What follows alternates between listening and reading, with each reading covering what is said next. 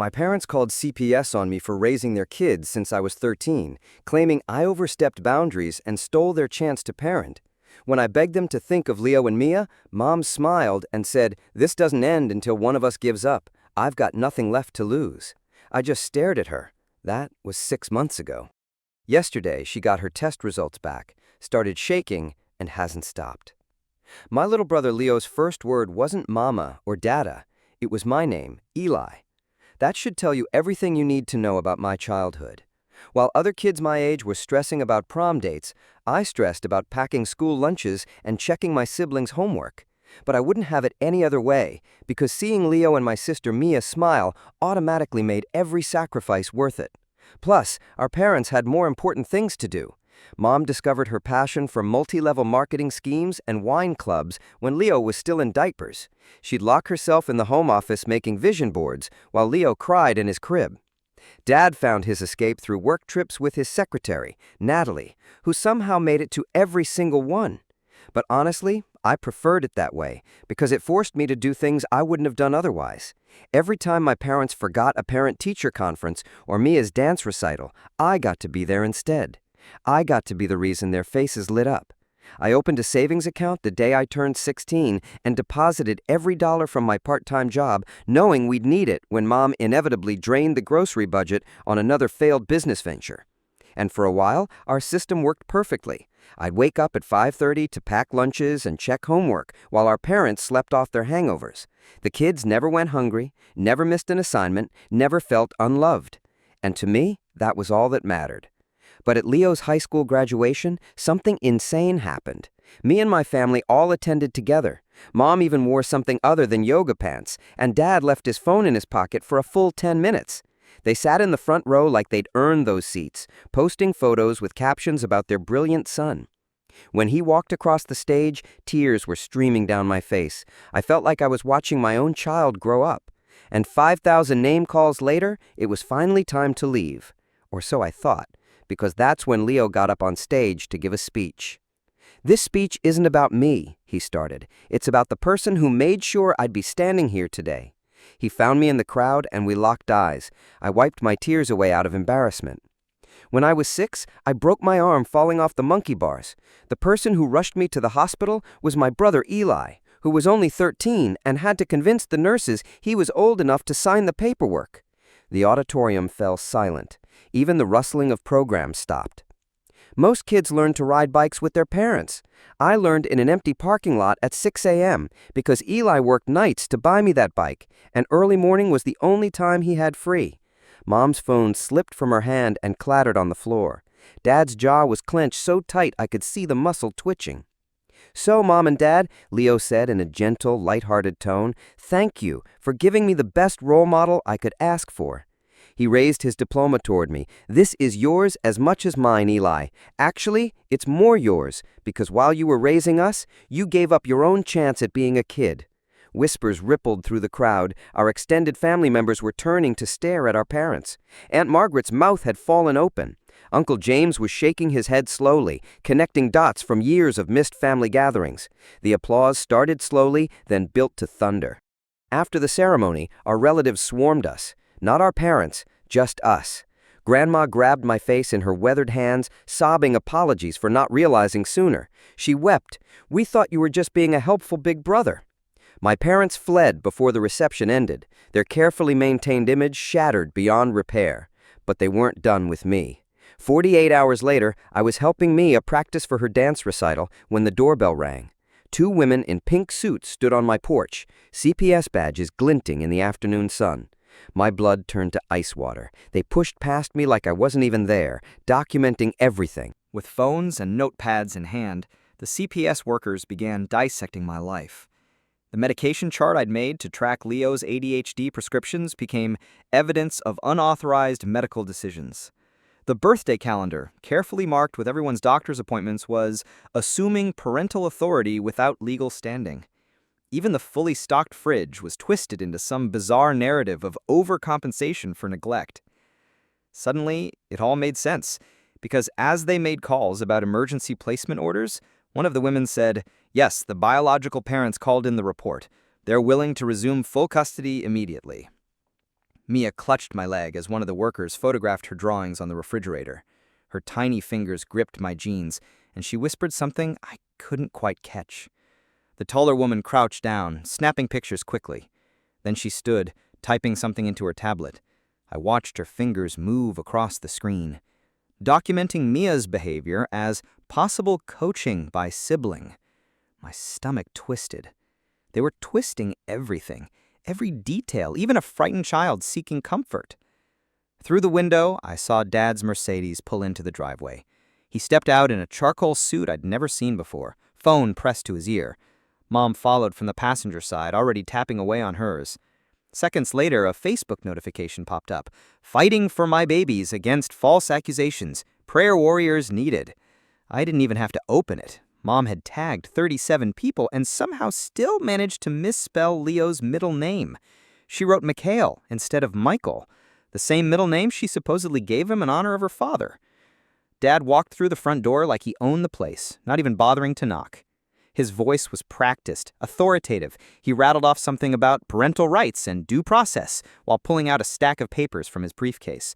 The CPS workers didn't even glance up from their tablets. I tried to explain the medication chart to the shorter worker, showing her how I'd color-coded Leo's prescriptions to prevent missed doses. My hands trembled as I pulled up the alarm system I'd set on my phone for backup reminders. She asked if I had power of attorney. The words caught in my throat. We never thought we'd need something like that. Why would we? I'd been the one running the show since I was 13. Then Grandma's car screeched into the driveway. She burst through the front door, demanding to take the kids immediately. Her face was red and she kept pressing her hand to her chest. Then she swayed a little, reaching for the wall to steady herself. I recognized the signs instantly. Her blood sugar was crashing. The medication was in her purse, but she'd need food too. I looked between her and the filing cabinet where I kept years of records and documentation. Every second I spent helping her was another second Mom could use to spin the narrative. I chose Grandma. I grabbed her medication and rushed to the kitchen for orange juice and some crackers. Behind me, I heard Mom's voice, sticky sweet, promising Mia a puppy if she came to live with Mommy and Daddy. She mentioned a pink room, all her own. Mia's small voice drifted across the room. But where will Eli sleep? There was a beat too long before Mom launched into a sugary spiel about a princess bed and toys. I watched Grandma's color return in the kitchen chair while the seconds ticked by. When I returned to the living room, Mom and Dad had already spread out across the neighborhood like a virus. Dad was on the lawn with our elderly neighbor, Mrs. Chen, handing her a Starbucks and shaking his head with a solemn expression. Mom had cornered the Johnsons by their mailbox, gesturing dramatically as she spun a tale of a troubled oldest child who'd gone too far. My phone buzzed with 3 simultaneous crises. Leo's school needed his permission slip for tomorrow's field trip, the landlord wanted to know why rent was 2 days late, and the CPS workers demanded employment history and financial documentation, all in the same 10-minute span. I picked the rent first. Racing to my laptop, I transferred funds from the emergency account I'd spent years building with part-time jobs. The late fee would eat into our grocery budget, but keeping a roof over our heads came first. As I hit submit, I noticed the bank teller processing the payment was Cheryl from Mom's MLM downline. The same woman who'd been hawking essential oils at last month's PTA meeting. The emergency lawyer consultation was going to cost $300, money I'd originally set aside for Leo's SAT prep courses. I booked it anyway, knowing the CPS workers would likely log that financial juggling as a sign of instability. Every decision felt like sinking further into quicksand. Dad's polished composure cracked the moment Mia ran past him to grab her stuffed elephant, calling him Mr. Grant instead of Dad. His face went ghost pale, then blotchy red. His hands trembled as he pressed them against his temples. The panic attack looked genuine because it was. Even the CPS workers paused to watch him hyperventilate into a paper bag that Mom promptly pulled from her purse. Later, while Dad recovered on the couch and Mom rubbed his back with gentle murmurs, Leo pulled me aside in the hallway. His eyes were rimmed with red, but there was a defiant edge to them. He told me Dad had apologized for missing all his baseball games, that he was trying now, that everyone deserves a second chance. I bit my tongue so hard it bled, tasting copper as Leo defended the same man who had chosen business trips over birthdays. But I couldn't shatter Leo's hope, not yet. The CPS workers requested medical records for both kids. I retrieved the thick file I'd maintained since taking over their care. As I flipped through it, I came across an old emergency room report from Mia's 3rd birthday. She'd fallen off her bike and needed stitches. The guardian's signature line bore my name, proof I'd been acting as a parent since I was 15. I photocopied it quickly and added it to the growing stack of documentation. The timestamp read 2:47 a.m. I remembered that night with vivid clarity. Mom passed out in a wine-soaked robe, Dad away in Houston for a conference. I held Mia's hand while she got 4 stitches in her chin, softly singing her favorite lullaby to keep her calm. That evening, after the CPS workers finally left with their tablets full of twisted half-truths, I realized Mia's comfort blanket was still at our parents' house, the one she'd clutched every night since birth. She was already anxious, picking at her nails the way she always did when she was spiraling. I waited until nightfall, then snuck across the property line. The fence was barely 4 feet tall. I'd climbed it dozens of times to retrieve balls and lost toys. But as I swung my leg over, a motion sensor clicked on. The Ring doorbell camera swiveled toward me, its cold blue light blinking steadily, recording everything. The next morning brought fresh chaos. Leo's teacher called, explaining she needed his academic records for his college applications. But the records required parental authorization, Mom's specifically, because she was the parent listed on all the school documents. I begged her to sign the release forms. She smiled, said she'd be happy to help once this misunderstanding was resolved. Once I admitted I'd overstepped. Once I stopped fighting family reunification. Aunt Margaret showed up that afternoon with coffee and concerned eyes. She sat me at the kitchen table, the same spot where I'd helped Leo learn his multiplication tables. Her words felt carefully rehearsed, like a script. She reminded me how I acted when Grandpa died, how I refused help, tried to handle everything alone. I was 8 when Grandpa died. Our parents were in Vegas, unreachable. I'd made sandwiches for Leo and Mia, kept them calm, told them stories until Grandma could fly in from Florida. But in Aunt Margaret's version, I was a stubborn control freak, unable to accept support, just like now. Meanwhile, Mom's Facebook campaign gained momentum by the hour. Her post about healing our family racked up 147 likes and dozens of heartfelt comments. When I tried to respond with facts, explaining the years of neglect, my comment was screenshotted and reported for harassment. Facebook suspended my account within hours. The lawyer I'd consulted sent a formal letter to my parents' attorney. Their response was swift. My daily texts checking on Leo and Mia were being documented as a harassment campaign against a family trying to reunify.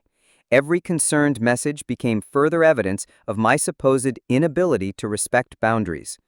Dad still held control over the kids' health insurance through his job. When Leo's ADHD medication started to run low, I called in the refill, only to be denied. The pharmacy said the insurance wouldn't approve it without Dad's explicit consent. He texted me his terms. Stop this nonsense, admit you overstepped, and I'll approve it. Leo's medication was going to expire in 3 days. I spent 6 hours at the pharmacy trying to navigate insurance overrides and prior authorizations. Exhaustion tugged at my eyelids. I must have nodded off because I jolted awake crying from a stress dream, still curled in a plastic pharmacy chair. The pharmacist exchanged uneasy glances with her colleague. I saw her type something into the computer, probably logging a note about potential substance abuse. Sarah had been my best friend since middle school. She'd watched me raise Leo and Mia, brought groceries when we couldn't afford them, held me when the exhaustion broke me. But when we met for coffee, she clutched her mug like it was armor. Her husband had concerns. If I kept pushing this fight, if I kept challenging parental rights, they wouldn't feel comfortable letting me babysit their kids anymore. Too much liability, too much risk by association. She cried when she said it, but she said it anyway. The whispers started around the neighborhood. Conversations halted when I passed. People watched me walk to the mailbox. Then someone forwarded me a screenshot from the local Facebook group. Anyone else worried about the Eli situation? It had 89 comments. Neighbors speculating on my mental state, questioning if I was a fit caregiver, wondering if someone should intervene. Mom claimed she'd attended Leo's science fair 2 months ago. She posted photos as proof, her arm around him in the gymnasium. But the timestamps were wrong. The photos were from last year's fair. That same week, she'd posted pictures from a Vegas trip, cocktails by the pool, while Leo had stood next to his renewable energy project, presenting to empty chairs. My coworker Brad casually mentioned needing help with his taxes. Mom had offered to assist through her financial consulting business. She explained how he could write off his whole home office, maybe even his car. Classic MLM-style tax fraud, repackaged as expertise. When I showed proof that Mom had lied about the science fair, the photo dates, the Vegas trip, there was a brief moment of validation, but it soured quickly, because I'd missed that fair too. I was working a double shift to pay for Mia's dance costumes. Leo's quiet voice cut through any satisfaction I might have felt. At least you told me why you couldn't come. Small victories felt empty. His teacher agreed to write a support letter for our case. I celebrated that night with a single glass of wine, the first alcohol I'd had in months. Through the kitchen window, I noticed my neighbor across the street, phone angled straight at me. By morning, there would be a screenshot in the Facebook group about my drinking problem. Mom's final text that week was blunt. "This ends until one of us gives up. I've got nothing left to lose."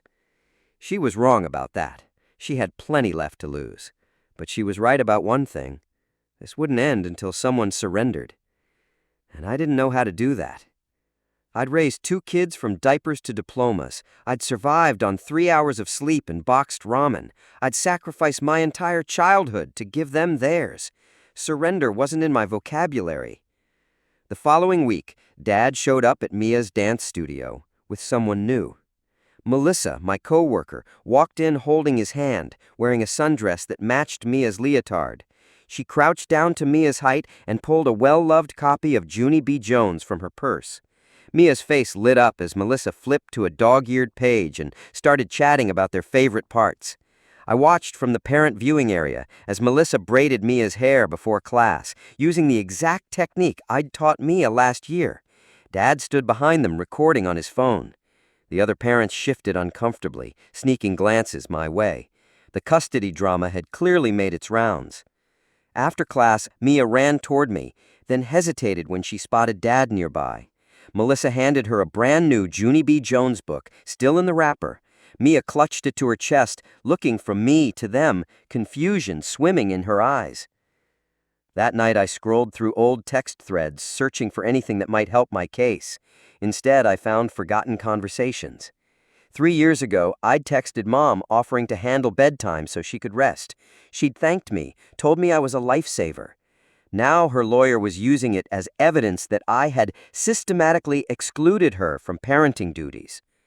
My phone buzzed, an unknown number. Someone had forwarded me a screenshot from a group chat I wasn't a part of. It was an old text I'd sent to a friend during sophomore year. "Sometimes I wish I could just be a normal teenager." The message was dated 2 weeks after I'd started working night shifts. To pay for Leo's therapy. Below it, someone had added commentary implying I resented my siblings. The preliminary custody hearing arrived faster than any of us expected. Mia sat in the judge's chambers for her interview while we waited outside. When she emerged, her cheeks were red and puffy. The court advocate leaned in and whispered something to the judge, who quietly made notes on her legal pad. Later, when we received the transcript, I watched Mia's innocent words weaponized. She'd mentioned how I used to lock the bedroom door when Mommy tried to come in at night. She didn't understand. She was describing the night Mom stumbled home, blackout drunk, banging on the door at 2 a.m. demanding to see the kids. Mia only remembered me whispering that Mommy was sick and needed to sleep. My lawyer filed a motion to review our old baby monitor footage from the home security system. What we found made my chest ache. Frame after frame showed teenage me rocking Leo to sleep, changing his diapers, preparing bottles, while the background echoed with laughter, music, and clinking glasses. The timestamp, 1:47 a.m. on a school night. The family court mediator reviewed the footage, her brow furrowed the whole time. She made a note about parentification and role reversal. But instead of holding my parents accountable, she focused on how I had perpetuated the dynamic by never seeking outside intervention. I remembered Mom's Amazon password from years of ordering school supplies. Late one night, I logged in and downloaded 5 years' worth of order history. The evidence was devastating. wine subscriptions, barware, party decorations. During that same stretch, diaper orders were scarce. Formula non-existent.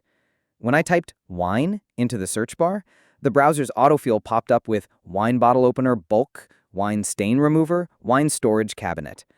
When I typed baby, nothing came up. No formula, no wipes, not even a single baby bottle.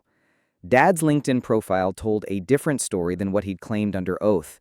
His employment record had unexplained gaps, right when things at home were falling apart.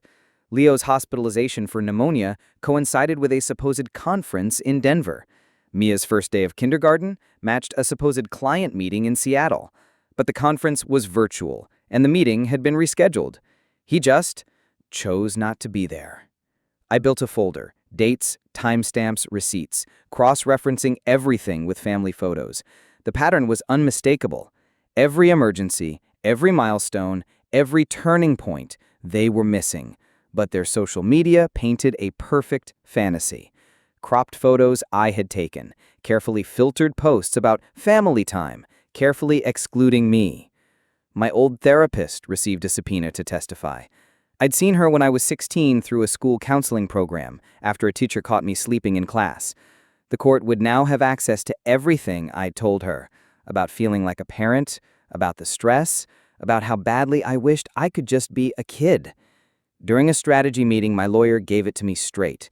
The court might interpret everything I'd done, not as protection, but as enabling my parents' neglect. By stepping in, I'd let them step back, without consequence. The logic made my throat close. I wanted to scream. I tried recording a conversation with Mom at a coffee shop, hoping she'd slip up and admit something. I set my phone on the table, face down, the voice recorder running, but she noticed the faint screen glow and smiled, shaking her head. Then, loud enough for the other customers to hear, she said, "You're always watching, always recording, always trying to make us look bad." The next school pickup felt like slow torture. I sat across the street in my car, watching the clock tick past 3:15. School policy said only authorized guardians could sign kids out. At 3:27, Mom's car finally showed up. She stepped out, waving like she hadn't just left Mia anxious and alone for 12 minutes. One afternoon, Leo's teacher pulled me aside. She'd always supported us, attended hearings, wrote letters, stood up for me. But that day her face was grim. The administration had warned her to stop getting involved. She had 3 kids of her own. She couldn't risk her job. She gave my hand a quick squeeze and walked away. The smallest things hurt the most. Mom started wearing our grandmother's perfume. She even started wearing it, Grandma's old perfume. She'd found the floral coffee mug Grandma used every morning and brought it to supervised visits. Sat in Grandma's old seat at the kitchen table, mimicking her gestures without realizing. Then came the settlement offer from our parents' attorney. They were willing to agree to supervised visits from me if I dropped all allegations of neglect and publicly admitted I had overstepped. The document even included a pre-written statement. It said I had misunderstood their alternative parenting style and that I needed support accepting my role as a sibling, not a parent. I tore the letter into tiny pieces. Then, after a moment, I carefully taped it back together. Proof. Proof that they knew exactly what they had done and were trying to rewrite the narrative. The pharmacy footage I'd remembered turned out to be from the wrong location. But when I located the correct file, it was even more damning. There was Mom buying wine and scratch tickets while Leo waited in the car, sweating with 102 degrees fever. The timestamp matched his delayed pediatric visit. Then Mia's art teacher uncovered something by accident during classroom cleanup. Tucked beneath layers of construction paper in Mia's cubby were dozens of drawings, crayon illustrations of me making breakfast, helping with homework, tucking her in at night. In the corners of every picture were 2 smaller figures labeled Mommy and Daddy, always standing apart, always distracted, always holding wine glasses or phones. The discovery of Mom's prescription fraud happened almost by accident. I was reviewing the medication logs CPS had photographed when I noticed irregularities in the prescription numbers. I cross-referenced them with the pharmacy's records, and it became clear. Mom had been forging prescriptions for pain meds using the kids' names. The evidence they thought proved I was controlling medications was actually proof of her addiction. Grandma was trapped in an impossible position. Supporting me meant risking her relationship with her daughter and possibly losing access to her grandchildren. I found her crying in her kitchen, clutching a baby photo of Leo. She told me she couldn't bear to lose them again, not after already losing so much, so she'd support our parents publicly. But before I left, she slipped me a small key. It unlocked the filing cabinet in her guest room. Inside were years of letters, emails, and cards from other family members. Aunt Margaret expressing concern about Mom's drinking. Uncle James questioning Dad's priorities. A Christmas card from our late grandfather had a handwritten note in shaky cursive. "Those children need you. Don't wait too long." That's when I changed strategy. I started playing Mom's game. My social media went from defensive to uplifting. I posted about healing, about family reconciliation, about faith, all while screenshotting everything. Every interaction, every backpedal, every contradiction. I learned to smile while gathering evidence. The run-in with Natalie happened by chance. I was picking up coffee when she strolled in, chattering loudly on her phone about weekend plans. I approached her casually, made small talk about the weather. She relaxed, unaware I was photographing her car through the window. Leo's baseball schedule was taped to her dashboard. Right beside it, a parking pass for Dad's office building. The shared iCloud account that they'd forgotten about became a gold mine. Years of forgotten photos. Mom passed out on the couch while toddler Mia played with no supervision. Dad on business trips with Natalie, romantic dinner selfies, hotel robes. Leo's first day of school with only me in the frame. I downloaded everything before they could revoke my access. Then things got more complicated. Leo's biological father came forward. He'd just been released from prison. We had never known the truth that Dad wasn't Leo's biological father. Now this stranger wanted visitation rights. Our battle, already hard enough, became a three-way war. Every court hearing felt like triage. Mia's emergency therapy session clashed with a crucial court deadline. I chose the filing, knowing the missed appointment would go into her medical record. Another notch against my case. Another mark against the idea that I was the perfect guardian. And the financial strain finally cracked. Years of part-time jobs and skipped meals poured into that emergency fund, and it was nearly gone, drained by legal fees. Meanwhile, Mom used the life insurance payout from Dad, money that should have gone to our college funds, to retain one of the city's top family law firms. The imbalance was staggering. It felt like drowning in slow motion.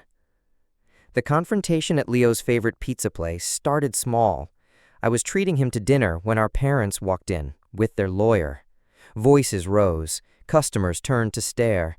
A teenage cashier looked like she wanted to vanish when Dad slammed his hand on the counter. The manager eventually banned all of us. Leo lost his safe space because the adults in his life couldn't manage their emotions. Losing my job felt inevitable. The court dates, the legal drama, the constant interruptions. Eventually, it became too much for my employer. They called it a mutual decision, but I knew the truth. The worst part? My replacement, Melissa. She redecorated my desk that same afternoon, hanging pictures of her and Dad as if she'd already won. Some nights I slept in my car outside the kids' school. I told myself I was keeping watch, making sure they were safe. But really, I had nowhere else to go. My apartment felt too quiet without their voices. Without their chaos, it wasn't home. Meanwhile, our parents renovated Mia's old room into a game room, like she'd never lived there at all. Uncle James found me in the school parking lot one morning. He looked older, grayer, slower, worn down by years of family strain. He asked me to let it go, said I was making Mom sick with stress.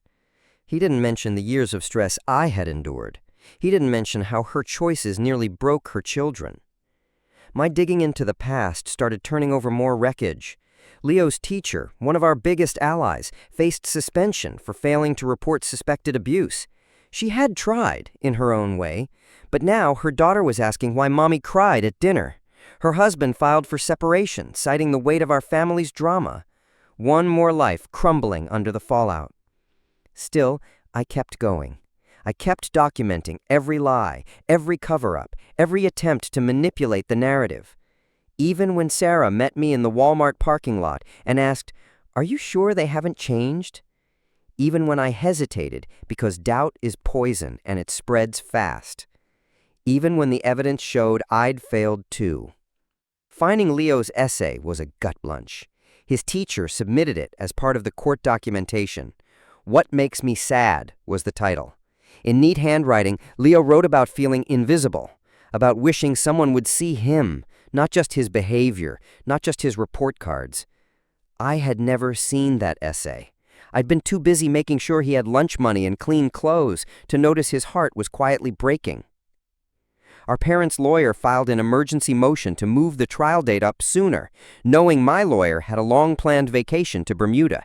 They had studied his schedule, chosen their moment, and struck. Weaponizing procedure, strategic cruelty, legal warfare. Then I found Mom's old journals. At first, they were almost tender, soft entries from Leo's first year. She really had wanted to be a good mom. There was love there, real intention. But then the addiction crept in, not all at once, slowly, quietly, like mold behind wallpaper, until the MLM schemes and the wine nights became easier than confronting her own pain. In her mind, I hadn't helped. I'd stolen her chance to try again. Dad's rage made more sense in hindsight. Viewed through guilt, it took shape. His outbursts, his blame, they were never really about me. I was easier to hate than the man in the mirror. Admitting I raised his children meant admitting he hadn't. His anger was a shield, not a sword. What crushed me most was betraying Leo's trust. His therapy notes, private thoughts, were submitted as evidence. He wrote about feeling torn, wanting to love me, but longing for them. To prove neglect, I had to expose that. That sacred trust between siblings, gone. I started becoming someone I didn't recognize, screenshot everything, trust no one, assume every kindness had a hidden motive. The old Eli, the one who helped without being asked, who loved without hesitation, died in that courtroom. What emerged was someone who understood that sometimes to protect what matters, you have to be willing to lose everything else.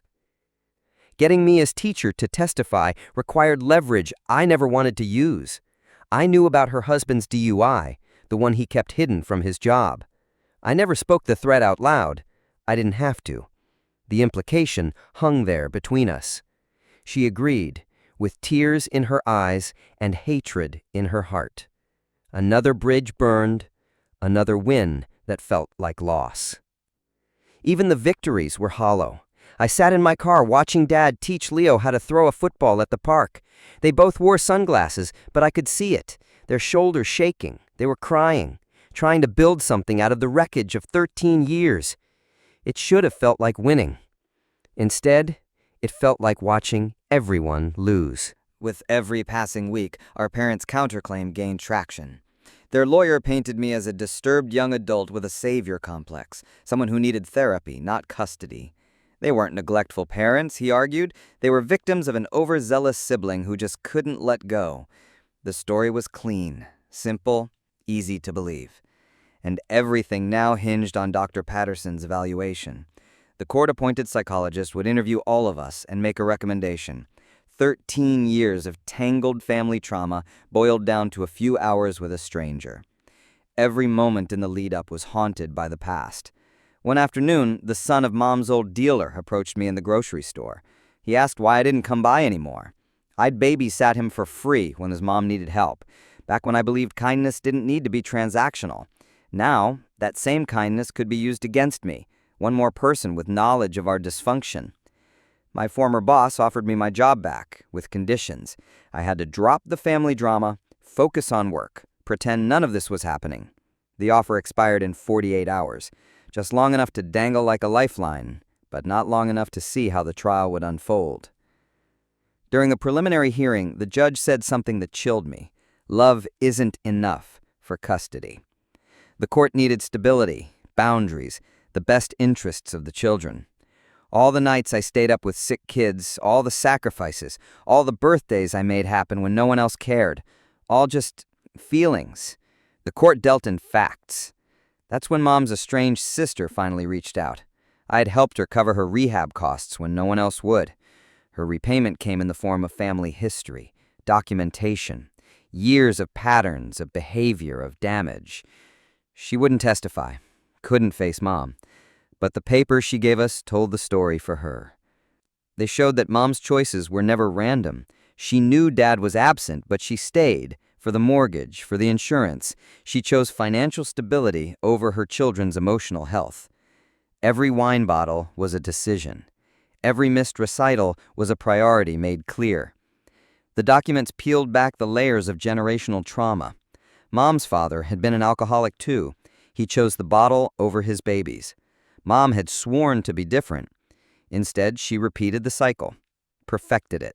She made it palatable through wine clubs and online businesses. But it was the same pattern.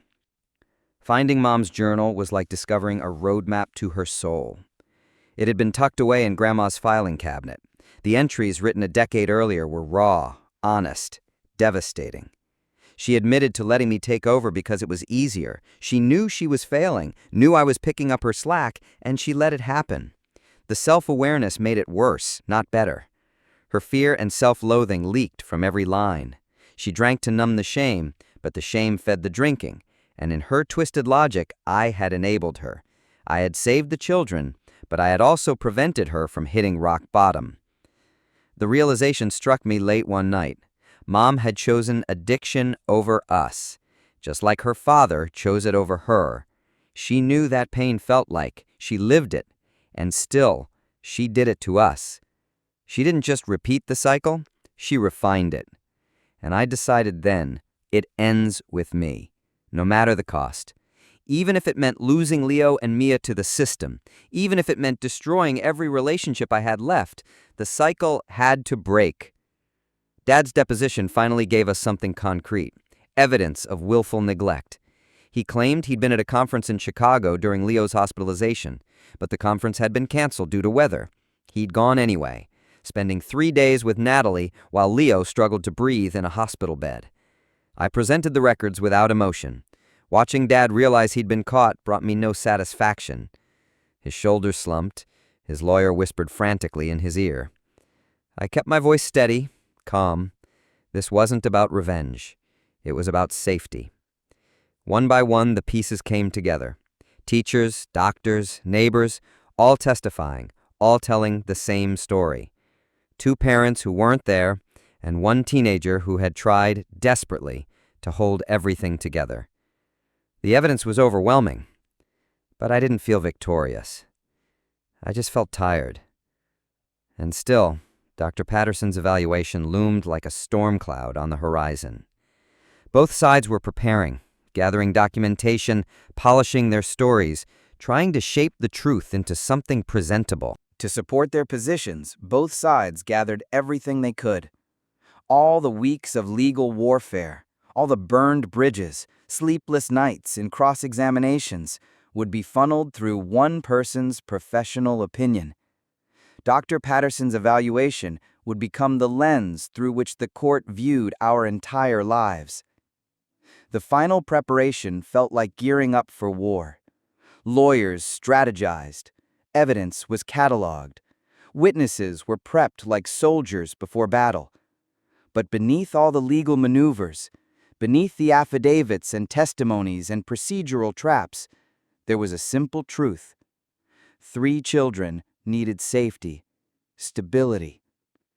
Everything else was noise, and the battle had transformed us. Mom's hands trembled from withdrawal. Dad had gained 30 pounds under the weight of stress and guilt. I had lost so much hair that Mia quietly asked if I was sick. We were tearing ourselves apart just to prove who deserved to be destroyed. But I'd survived worse. I had raised 2 children on minimum wage and sheer determination. I had given up my childhood so they could keep theirs. This was just one more sacrifice in a lifetime full of them.